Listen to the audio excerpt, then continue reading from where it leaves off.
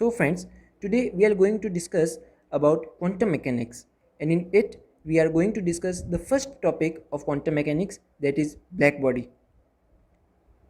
Black body radiation and spectrum. So the topics we were going to cover in these videos are: number 1, what is a black body; number 2, working system of black body; number 3, spectrum of black body; and number 4, some important results deduced from black body radiation spectrum.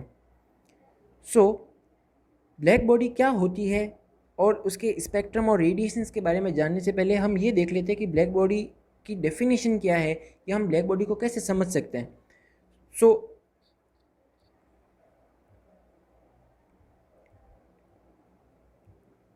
friends, black body is an idealization in physics that pictures a body that absorbs all electromagnetic radiations incident on it irrespective of its frequency or angle. That is, physics के अंदर एक black body आप देख सकते हैं.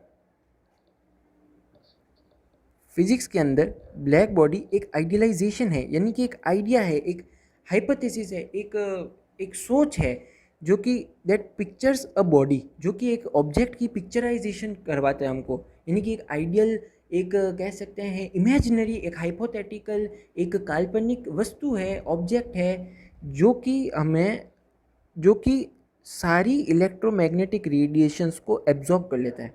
आप जानते हैं कि इलेक्ट्रोमैग्नेटिक रेडिएशंस कई प्रकार की होती है: microwave, ultraviolet, infrared, visible range, X ray, gamma ray और भी बहुत सारी. तो उन सभी इलेक्ट्रोमैग्नेटिक रेडिएशंस को जो ऑब्जेक्ट एब्जॉर्ब कर लेता है उसे हम ब्लैक बॉडी कहते हैं. आप ये भी जानते हैं कि अगर कोई ऑब्जेक्ट हमें किसी कलर का दिख रहा है तो इसका मतलब है कि वो विजिबल रेंज के अंदर आने वाली उस पर्टिकुलर फ्रीक्वेंसी को, उस पर्टिकुलर एनर्जी को रिफ्लेक्ट कर रहा है या अपने अंदर एब्जॉर्ब नहीं कर रहा है, जिसकी वजह से हमारे आँखों में जो है वो कलर जाता है और हमें वो ऑब्जेक्ट उस पर्टिकुलर वेवलेंथ की या फ्रीक्वेंसी की रेंज के अंदर आने वाले कलर का हमें दिखाई पड़ता है.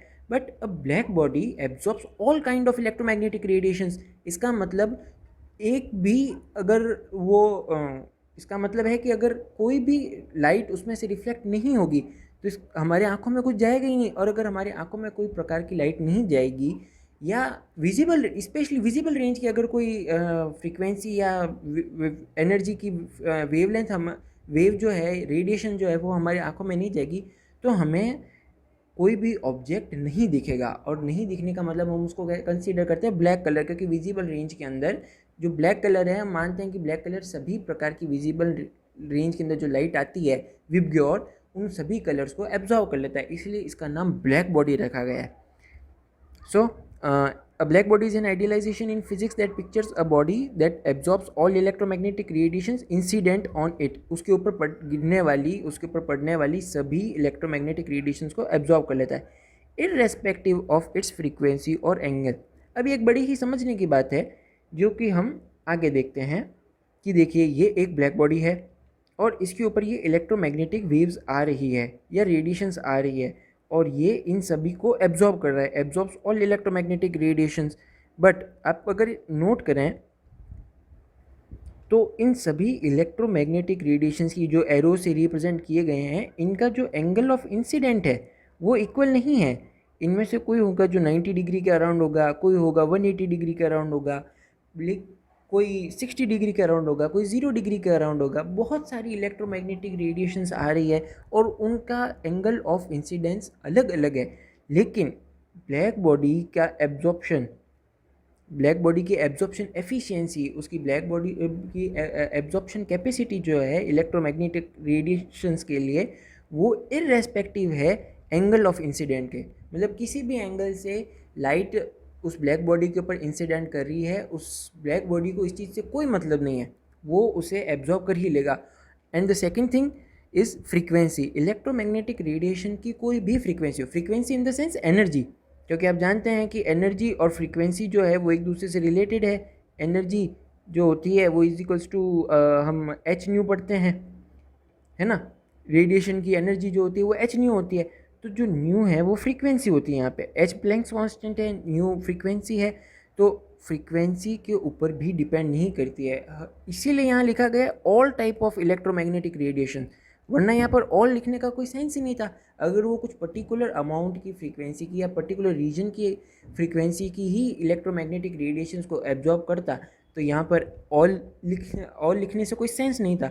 और उसके बाद में हम इसे ब्लैक बॉडी भी कंसीडर नहीं कर सकते थे, क्योंकि किसी ना किसी रेंज के अंदर तो वो कोई ना कोई इलेक्ट्रोमैग्नेटिक रेडिएशन को रिफ्लेक्ट कर ही रहा है जो उसके ऊपर इंसिडेंट कर रही है या उसको एब्जॉर्ब नहीं कर पा रहा है। तो इसका मतलब है कि वो हमें उस रेंज के अंदर दिखाई देता, बट ऐसा नहीं हो रहा है, वो सभी प्रकार की इलेक्ट्रोमैग्नेटिक रेडिएशंस को एब्जॉर्ब कर रहा है। इसलिए ये आपके सामने जो है वो एक ब्लैक बॉडी की डेफिनेशन है।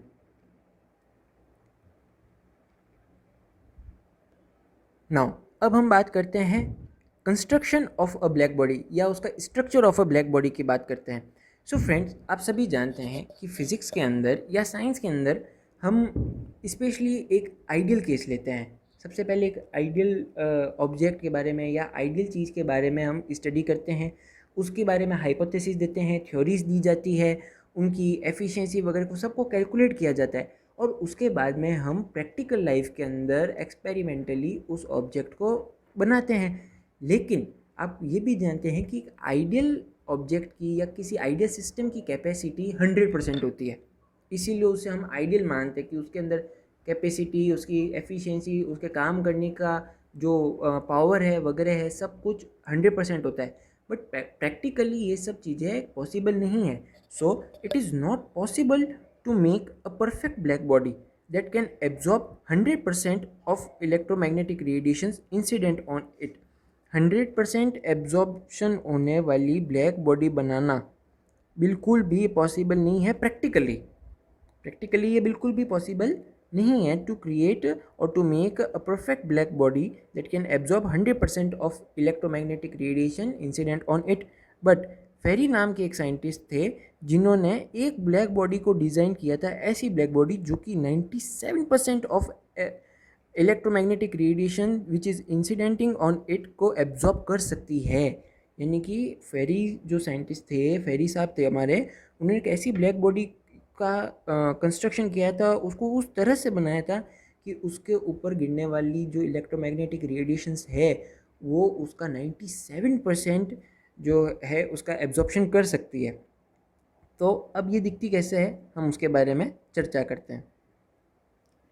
सो फ्रेंड्स, उन्होंने क्या किया था, मतलब फेरी जी ने क्या किया था, एक डबल वॉल्ड होलो मेटेलिक स्फीयर लिया। आप देख सकते हैं यहाँ पे ब्लू कलर से दो डबल वॉल्ड एक स्फीयर बनाया गया है, ये होलो स्फीयर है। and it consists of a double walled hollow metallic sphere having an opening O on one side। एक साइड में यहाँ पर आपको ओपनिंग दिख रही होगी, ये O, ये पूरी डबल वॉल्ड है और ये पूरा अंदर से होलो है, इसके अंदर कुछ भी नहीं है। The inner wall is coated with lamp black. So lamp black एक ब्लैक कलर का ही एक कह सकते हैं एक टाइप है जो कि बहुत ही ज़्यादा एब्जॉर्प्शन कैपेसिटी रखता है। तो इसीलिए अंदर की जो लेयर थी इस डबल वॉल्ड होलो मेटेलिक स्फीयर की, उसको फेरी ने लैम्प ब्लैक से कोटिंग कर दी उसकी। ये देखिए, ये अंदर कोटिंग हो चुकी है। A conical reflector C is fitted in front of opening. अब ये जो ओपनिंग है उसके जस्ट सामने, बिल्कुल ठीक ठीक उसके सामने एक कॉनिकल रिफ्लेक्टर को लगाया गया है।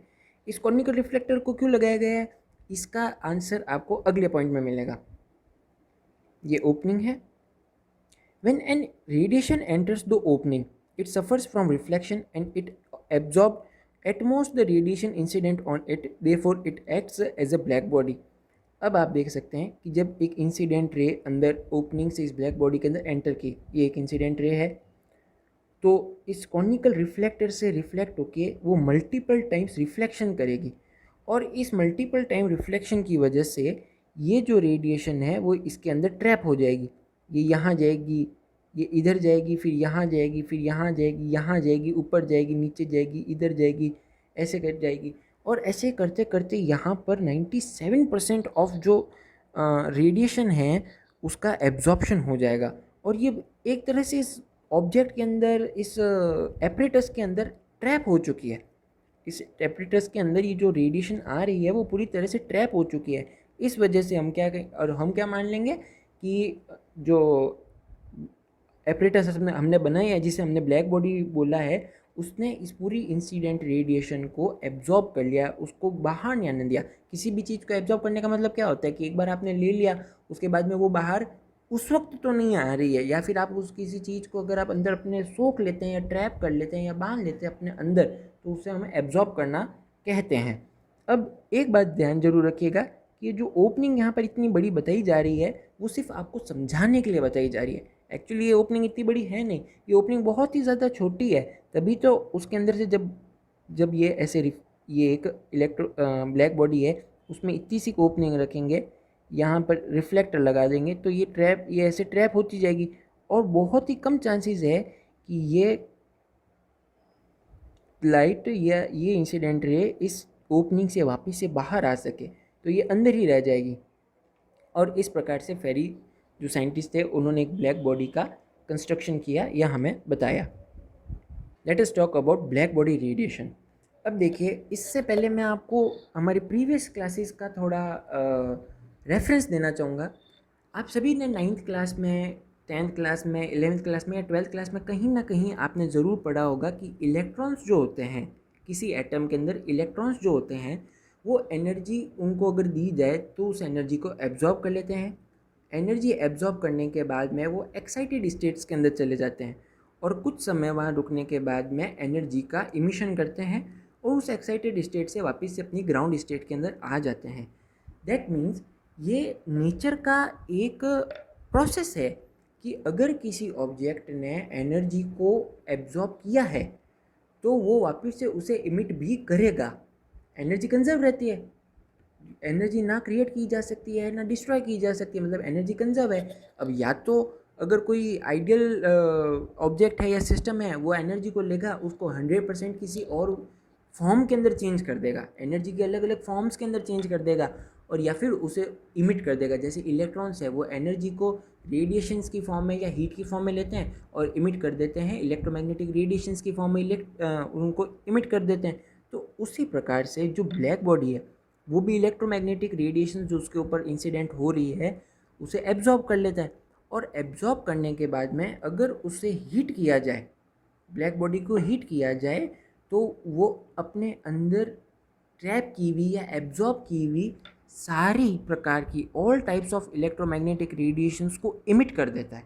मतलब उसने all type of electromagnetic radiations को एब्जॉर्ब किया, फिर हमने ब्लैक बॉडी को अगर हीट करें, मतलब उसको extra amount of energy the. Heat करने का मतलब यहाँ पर ये नहीं है कि हम उसको गर्म कर रहे हैं और फिर उसकी एनर्जी चेंज हो रही है, क्योंकि अगर वो ब्लैक बॉडी है, ब्लैक बॉडी तो सभी प्रकार की इलेक्ट्रोमैग्नेटिक रेडिएशंस को अपने अंदर ले लेता है, तो वो बाहर आना ही नहीं चाहिए। हीट भी क्या है, हीट जो है, अगर हम उसको बर्नर से अगर हम चलाएं, तो हीट के हिसाब से जो रेडिएशंस आ रही है उसको वो भी ब्लैक बॉडी अपने अंदर एब्जॉर्ब कर लेगा। लेकिन हीट से हमारे यहाँ पे मतलब है कि form of energy, extra amount of energy हमने अगर ब्लैक बॉडी को दी, एक बार उसके अंदर सेचुरेशन होने के बाद में अगर हमने एक्स्ट्रा अमाउंट ऑफ एनर्जी दी, तो उसमें से इलेक्ट्रोमैग्नेटिक रेडिएशंस का इमिशन होगा।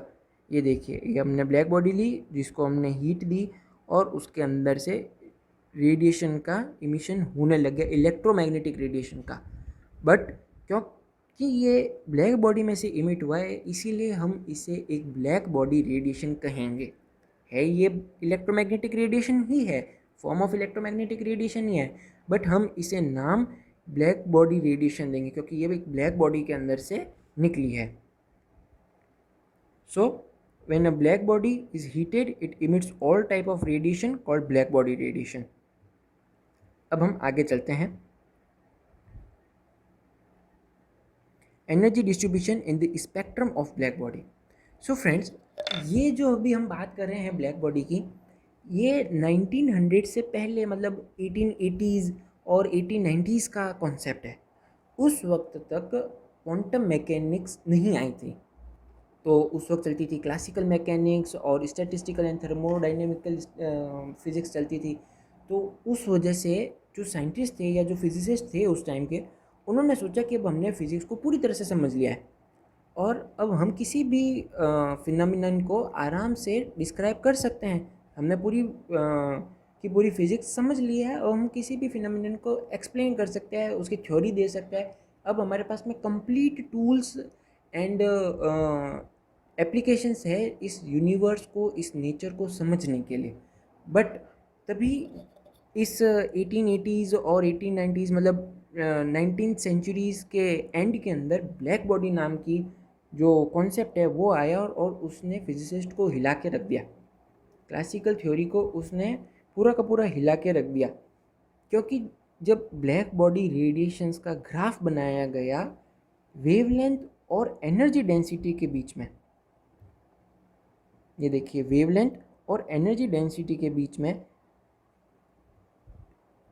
वेवलेंथ और एनर्जी डेंसिटी के बीच में जब इलेक्ट्रोमैग्नेटिक रेडिएशंस जो कि ब्लैक बॉडी में से इमिट हो रही है, यानी कि ब्लैक बॉडी रेडिएशन का जब ग्राफ बनाया गया, ये देखिए ये T1 पे ग्राफ, ये T2 पे और ये T3 पे। So conclusion from the spectrum. अब इस स्पेक्ट्रम से कंक्लूजन क्या निकला? आप भी जानते हैं कि एक्सपेरिमेंट्स फिजिक्स के अंदर पहले एक्सपेरिमेंट्स किए जाते हैं या फिर पहले हाइपोथेसिस दी जाती है, एक्सपेरिमेंट्स किए जाते हैं और एक्सपेरिमेंट्स के जो रिजल्ट्स आते हैं उनको सेटिस्फाई करने वाली थियोरी दी जाती है।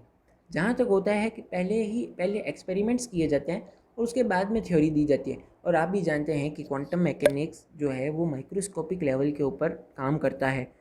माइक्रोस्कोपिक लेवल पर हम चीज़ों को देख नहीं सकते और नहीं उन चीज़ों को फील कर सकते, तो हमें पूरा अपना जो एक माइंडसेट है या पॉइंट ऑफ व्यू है उसको पूरा चेंज करना होगा। हमारा जो दृष्टिकोण है हमें उसे चेंज करना पड़ेगा कि दुनिया कैसे काम करती है, क्योंकि यहाँ पर हम चीज़ों को देख नहीं सकते या हम चीज़ों को महसूस नहीं कर सकते, वो चीज़ें उन चीज़ों को हम सेंस नहीं कर सकते। और जिन चीज़ों को हम सेंस नहीं कर सकते उनकी प्रॉपर्टीज़ क्या है क्या नहीं है ये जानना हमारे लिए बहुत मुश्किल है। इसलिए हमको पहले एक्सपेरिमेंट्स करने होंगे। एक्सपेरिमेंट्स से जो रिजल्ट्स आ रहे हैं उनको एक्सप्लेन करने वाली, उन रिजल्ट्स को सेटिस्फाई करने वाली थ्योरी देनी पड़ेगी और वो थ्योरी क्लासिकल मैकेनिक्स देने में असमर्थ रही।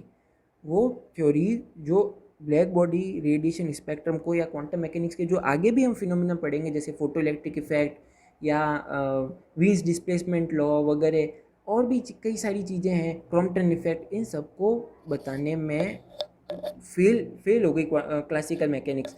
इसीलिए क्वांटम मैकेनिक्स का बर्थ हुआ या जन्म हुआ, या आप कह सकते हैं कि उसकी डिस्कवरी हुई। मतलब नेचर ने एक हिसाब से जो इतने टाइम से 1800 और 1900 की मैं बात कर रहा हूँ, 1900 के अंदर मैक्स प्लैंक ने अपनी क्वांटम हाइपोथेसिस दी थी, तो इतने टाइम तक मतलब न्यूटन वगैरह तो कब से चल रहे हैं और उससे पहले भी गैलीलियो और इतने बड़े बड़े फिजिसिस्ट आर्किमिडीज़ वगैरह कई सारे फिजिसिस्ट, पाइथागोरस वगैरह, मैथ्स और साइंस तो बहुत ही पुराने टाइम से चलती आ रही, लेकिन तब इतने समय तक क्वांटम मैकेनिक्स एक प्रकार से छुपी हुई थी और नेचर ने ये बाहर निकाली है इस ब्लैक बॉडी को एक अपना ज़रिया बना के कि भाई क्वांटम मैकेनिक्स जैसी भी चीज़ होती है, नेचर ने हम इंसानों को बताने के लिए इसको एक ज़रिया बनाया है।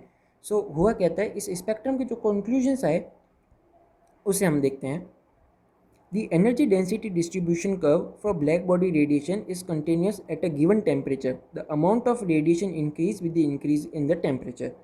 सो क्या लिखा हुआ है हम देखते हैं कि the energy density distribution curve, ये जो आपको कर्व्स दिख रहे हैं ना, ग्रीन, रेड और पिंक या पर्पल कलर के अंदर, ये एनर्जी डेंसिटी के डिस्ट्रीब्यूशन का कर्व है for a black body radiation. आप ये तो जानते हैं कि हम ब्लैक बॉडी रेडिएशन की बात करें, इस continuous eight a given temperature, यानी कि किसी पर्टिकुलर टेम्परेचर के ऊपर, जैसे हम T1 की बात करते हैं तो आप देख सकते हैं कि T1 का जो कर्व आ रहा है वो पूरी तरह से कॉन्टीन्यूस है, कहीं पर भी ब्रेक नहीं हो रहा है, कहीं पर भी ब्रेक नहीं हो रहा है, इसका मतलब वो कंटिन्यूस है। या T2 पर भी देख लीजिए आप, T3 पर देख लीजिए, इन सभी पर जो कर्व्स आ रहे हैं एनर्जी डेंसिटी के वो कंटिन्यूस है। The amount of radiation increases, amount of radiation increase हो रहा है, ये देखिए ये यहाँ से बढ़ रहा है और ये इंक्रीज हो रहा है, increase in the temperature, increases with the increase in temperature. तो आप देख सकते हैं कि जैसे जैसे हम टेम्परेचर बढ़ा रहे हैं, यहाँ पर T1 is greater than T2 is greater than T3 है, ये आप ज़रूर नोट कर लीजिएगा। T1 is greater than T2 is greater than T3।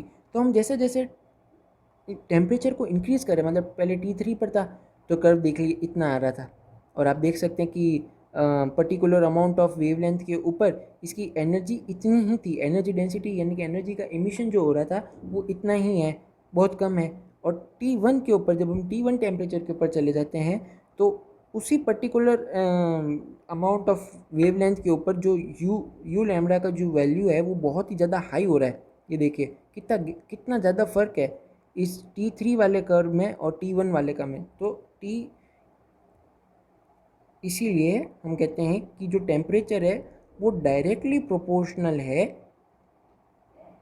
You lambda के। और हम आगे जानेंगे कि ये किस तरह से इसके ऊपर इसके साथ में इसका कैसे रिलेशन है, मतलब यू लैम्डा और टेम्परेचर का दोनों का एक दूसरे से रिलेशन क्या है वो हम आगे देखेंगे। बट अभी हमें ये समझ में आया है कि टेम्परेचर के इंक्रीमेंट के साथ में एनर्जी डेंसिटी का भी इंक्रीमेंट या उसका भी इंक्रीज होता है।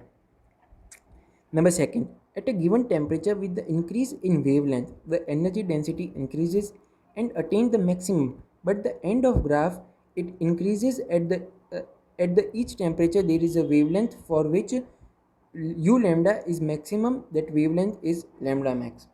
so अब आप देख सकते हैं, एक छोटा सा करेक्शन ज़रूर आप कर लीजिएगा, यहाँ पे इंक्रीज नहीं है, ये डिक्रीज है।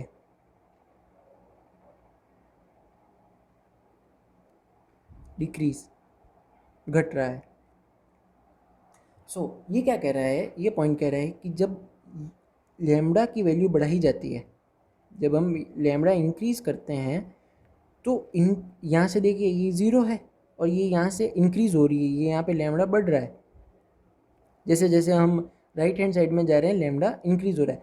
तो लैम्डा के इंक्रीज़ होने के साथ ही लैम्डा मतलब वेवलेंथ के इंक्रीज़ होने के साथ में जो एनर्जी डेंसिटी है उसके कर्व के अंदर इंक्रीमेंट आता है, और धीरे धीरे एक पॉइंट ऐसा आता है जहाँ उसका इंक्रीमेंट मैक्सिमम हो जाता है, मतलब अपने मैक्सिमम पॉइंट को अटेन करता है कर्व एनर्जी डेंसिटी। ये कर्व किसको बना रहा है, डिस्क्राइब कर रहा है, एनर्जी डेंसिटी को डिस्क्राइब कर रहा है। मतलब एक पर्टिकुलर पॉइंट के ऊपर जब हम लैम्डा को बढ़ाते हैं तो एक पर्टिकुलर पॉइंट ऐसा आता है जहाँ पे emission of black body radiation सबसे ज़्यादा मैक्सिमम हो जाता है, और उस मैक्सिमम पॉइंट को अटेन करने के बाद में जो एनर्जी इमिशन है वो वापस से डिक्रीज़ होता है, वो वापस से घटने लग जाता है।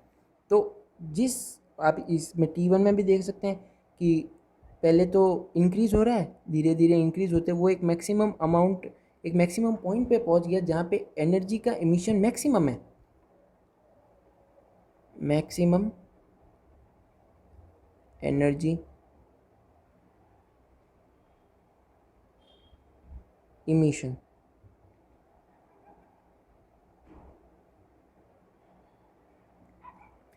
मैक्सिमम एनर्जी इमिशन हो रहा है और उसके बाद में ये वापस से कम होने लगा। तो जिस वैल्यू ऑफ लैम्डा के लिए, जिस पर्टिकुलर वैल्यू ऑफ लैम्डा के लिए, ये यहाँ पे ये पूरा स्केल है ना, तो यहाँ पर कोई ना कोई लैम्डा की एक पर्टिकुलर वैल्यू होगी। उस जिस पर्टिकुलर लैम्डा की वैल्यू के लिए एनर्जी डेंसिटी की वैल्यू मैक्सिमम होती है, एनर्जी डेंसिटी का मान मैक्सिमम होता है, उस लैम्डा को हम लैम्डा मैक्स कहते हैं। लैम्डा मैक्स क्या हो गया, लैम्डा मैक्स मतलब मैक्सिमम वो वाली वेवलेंथ जहाँ पे एनर्जी का इमिशन जो है वो मैक्सिमम है। तो उस पर्टिकुलर वेवलेंथ को, उस पर्टिकुलर लैम्डा को हम लैम्डा मैक्स के नाम से जानते हैं, और इस लैम्डा मैक्स के ऊपर हमें यू लैम्डा एम एनर्जी मिलती है, यानी कि यू एट लैम्डा मैक्सिमम, ये हमें एनर्जी मिलती है। तो ये दो कंक्लूजन्स हमें इस ग्राफ से मिलते हैं। अब हम बात करते हैं some laws related to energy distribution in the spectrum. Energy distribution जो हमने अभी पिछले स्लाइड में देखा, एनर्जी डिस्ट्रीब्यूशन कर्व, उस कर्व को सेटिस्फाई करने वाले कुछ लॉज के बारे में हम जानते हैं, जो कि क्लासिकल मैकेनिक्स और स्टैटिस्टिकल एंड थर्मोडायनेमिकल मैकेनिक्स के बेसिस के ऊपर दिए गए थे। हालांकि ये फेल हो गए, लेकिन बाद में जब हम आगे पढ़ेंगे, जो प्लैंक्स रेडिएशन हाइपोथेसिस है या प्लैंक्स रेडिएशन इक्वेशन है या प्लैंक्स रेडिएशन लॉ भी कहते हैं उसे, जब हम वो पढ़ेंगे तो हमें इन जो लॉज हम अभी पढ़ने जा रहे हैं उनको सेटिस्फाई करना पड़ेगा, क्योंकि ये पूरी तरह से फेल नहीं होते। ये ब्लैक बॉडी स्पेक्ट्रम को कुछ पोर्शन में तो एक्सप्लेन कर पा रहे थे और कुछ में नहीं कर पा रहे थे, सो एक कंप्लीट थ्योरी नहीं मिल पाई थी। बट हाँ, क्लासिकल मैकेनिक्स कुछ पोर्शन या कुछ पार्ट ब्लैक बॉडी रेडिएशन का समझाने में सक्सेसफुल रही थी, बट क्योंकि वो पूरी तरह से नहीं एक्सप्लेन कर पाई थी, इसलिए हम इसे क्लासिकल थ्योरी के फेलियर्स भी कहते हैं for energy distribution spectrum of black body radiation. So सबसे पहला लॉ जो है हम पढ़ने जा रहे हैं वो है वीन्स डिस्प्लेसमेंट लॉ। ये क्या कहते हैं, lambda m is inversely proportional to temperature. अभी हमने देखा कि जैसे जैसे टेम्परेचर इंक्रीज़ हो रहा है वैसे वैसे लैम्डा की जो वैल्यू है वो डिक्रीज़ हो रही है। अब ये आपने पीछे देखा, ये देखिए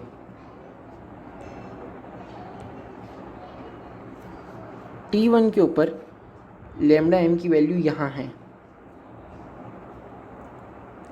T2 के ऊपर लैम्डा की वैल्यू, लैम्डा एम की वैल्यू मतलब लैम्डा मैक्सिमम की वैल्यू यहाँ है, और T3 के ऊपर लैम्डा मैक्सिमम की वैल्यू यहाँ है। मतलब जब जैसे जैसे हम T बढ़ा रहे हैं, T इंक्रीज हो T3 से T2, T2 से T1, तो लैम्डा मैक्सिमम जो है वो पीछे जा रहा है। यहाँ पे T3 का है, ये T2 का है और ये T1 पे है, तो आप देख सकते हैं कि लैम्डा कम हो रहा है, अपोजिट डायरेक्शन में जा रहा है, डिक्रीज हो रहा है, यानी कि लैम्डा एम जो है वो इन्वर्सली प्रोपोर्शनल टू हो गया 1/, टेम्परेचर के, और यही वीन्स डिस्प्लेसमेंट लॉ है।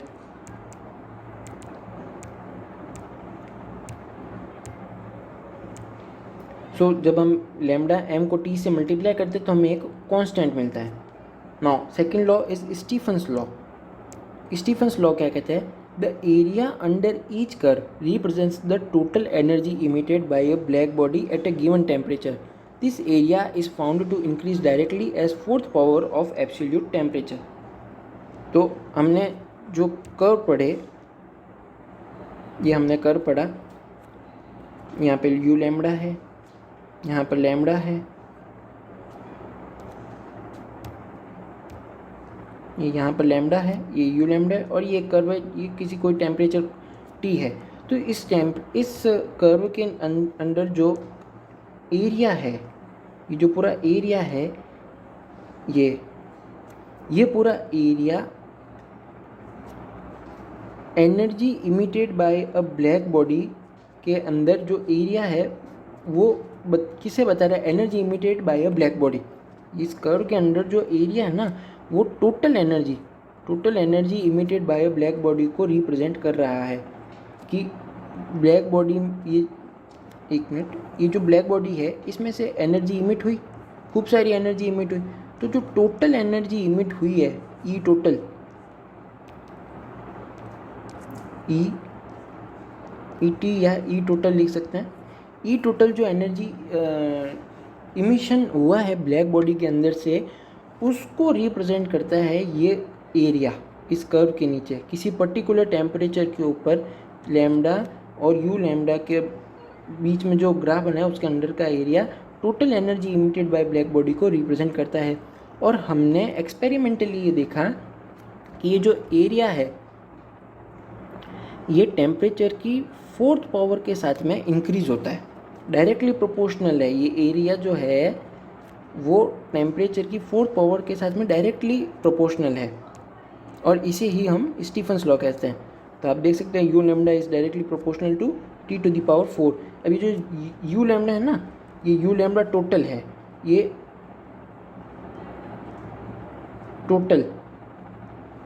टोटल यू लैम्डा क्या है, एनर्जी डेंसिटी है, इमिशन ऑफ एनर्जी है, तो उसका जो टोटल वैल्यू है वो डायरेक्टली प्रोपोर्शनल होता है T⁴ के। नेक्स्ट लॉ है the peak of spectrum energy density curve increase rapidly with temperature T, यानी कि जो पीक है ना टेम्परेचर वो कर्व का जो हमने देखा, ये देखिए, तो ये जो पीक है ये भी टेम्परेचर के ऊपर डिपेंड करता है। कैसे टेम्परेचर के ऊपर डिपेंड करता है? इंक्रीजेज, ये इंक्रीज होता है रैपिडली विथ टेम्परेचर, मतलब ये भी टेम्परेचर के डायरेक्टली प्रोपोर्शनल होगा। कैसे? तो ये T⁴, यहाँ पे थोड़ा करेक्शन है,